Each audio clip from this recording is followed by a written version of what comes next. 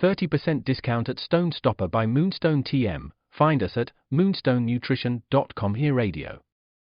Stone Stopper by Moonstone TM is a doctor-developed, science-backed kidney health solution with 30 MEq of alkali citrate to prevent kidney stones. Available in powders and capsules. Enjoy an exclusive discount with my promo code moonstonenutrition.com. Here radio to get 30% discount. Other shows we have for you to enjoy at myclassicradio.net. The Avengers was most certainly not a household name in South Africa prior to the radio series. With no national television service until 1976, the mechanism simply was not present in the country to show television programs to mass audiences. While many other countries reveled in the filmed adventures of John Steed and company, South Africa was not equipped to join in the fun. The series took Britain by storm and made a major impression in the American markets, being that greatest of rarities, a British series given a network transmission slot. However, as a filmed series, rather than a videotaped one, The Avengers was able to gain a modicum of exposure in South Africa through film rentals. Come and listen at myclassicradio.net.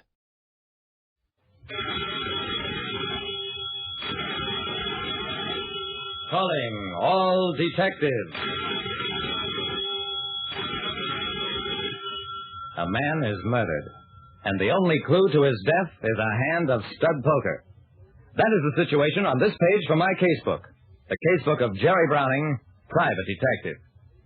A private detective like me, Jerry Browning, knows that no matter how lucky a killer seems, murder is always a losing gamble.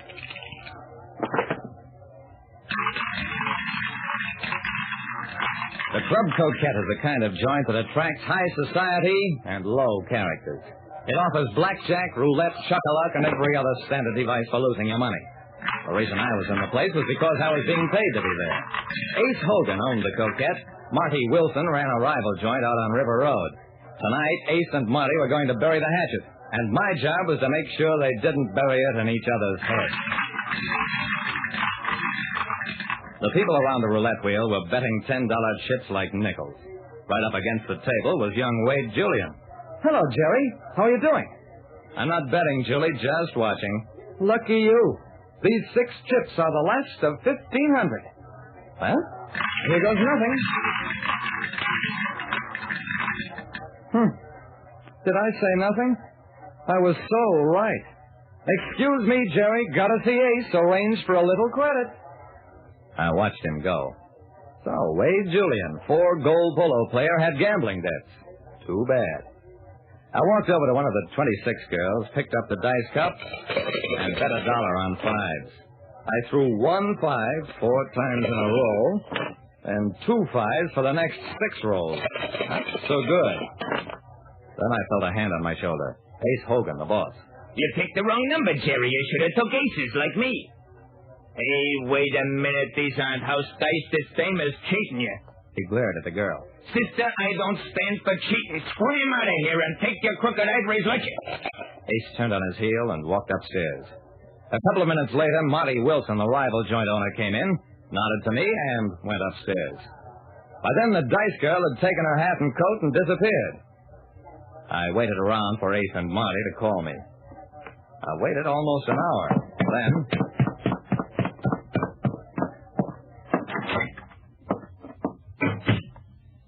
Ace was upstairs in his office, alone, and very dead. Called in as arbitrator between 2 rival gamblers, I discovered that Ace Hogan, one of the gamblers, had been murdered.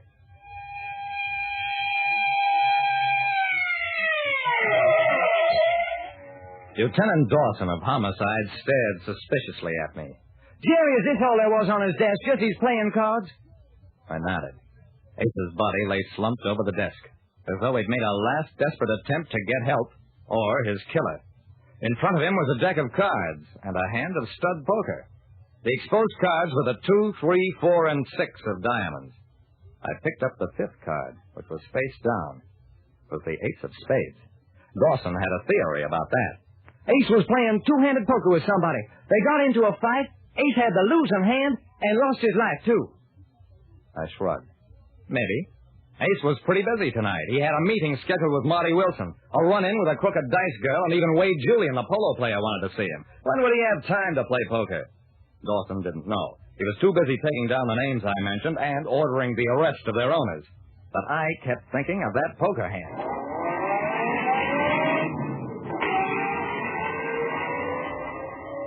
I went on home after a while and fell asleep dreaming of a straight flush in diamonds ruined by the ace of spades in the hole.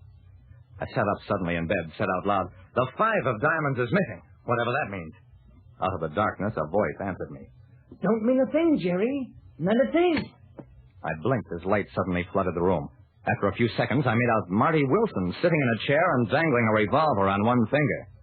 "Honest to goodness, Jerry, I like you, but I'm awful nervous. Don't do anything to make this gun go off." I feel sorry for nervous people, so I sat real still. "Dawson has a warrant for you, Marty." "Yeah, that's why I'm nervous.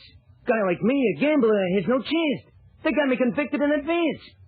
"Sure, I talked to Ace, but we got along fine. He was a square guy. We fixed up the major, and I drove back to my own jet. And a fair chance I got of anybody believing me." "Look, Marty, I believe you.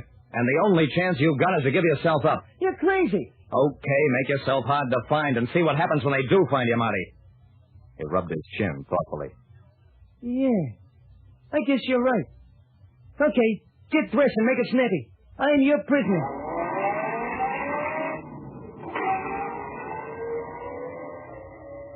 Dawson was at headquarters by the time we got there, and he wasn't happy about getting out of bed either.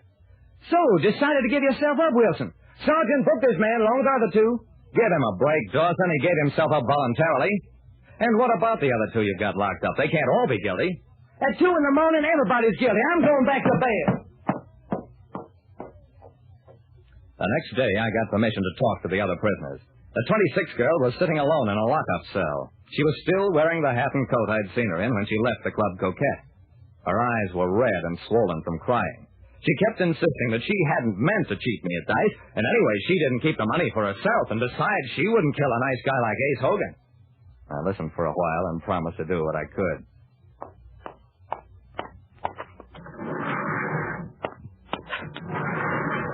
In another cell, Wade Julian, the polo player, was a little more self-possessed. "Jerry, I don't know a thing about Ace's murder. Sure, I owed him a lot of money, but I've owed him money before and paid it. I talked to him, and he offered me credit, just as he did before. I didn't have to kill him." I'll check into it, Julie.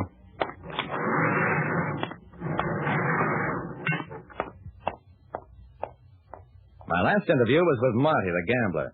I found him sitting on his cot, a deck of cards spread out before him. "What are you doing, Marty? Playing solitaire?" "Yeah, a guy has to pass the time, doesn't he?" "Sure, Marty. Did you play poker with Ace when you saw him?" Marty stared at me. "We talk business. Why should we play poker?" There were cards spread out on his desk. A poker hand, just like you've got spread out. Marty grinned. "This ain't poker. It's blackjack. Every gambler plays it by himself to see can he beat himself." Blackjack? Of course, it had to be that. Marty, in blackjack, the ace counts for 1 or 11. Add to that the 2, 3, 4, and 6, and you have 16 or 26. Why? 26.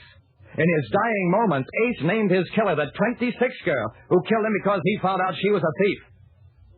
That cracked it. I got the 26th girl upstairs, showed her the card layout. After a while, she lost her nerve and confessed. Ace had tried to make her give back the money she'd stolen with a crooked dice, so she shot him. Just a nice girl. Like I said, every killer thinks he's smarter than other people. But nobody can get away with murder. It isn't in the cards. Listen next time to Calling All Detectives, mystery drama, mystery quiz, and a chance for you to match wits with yours truly, Jerry Browning, Private Detective.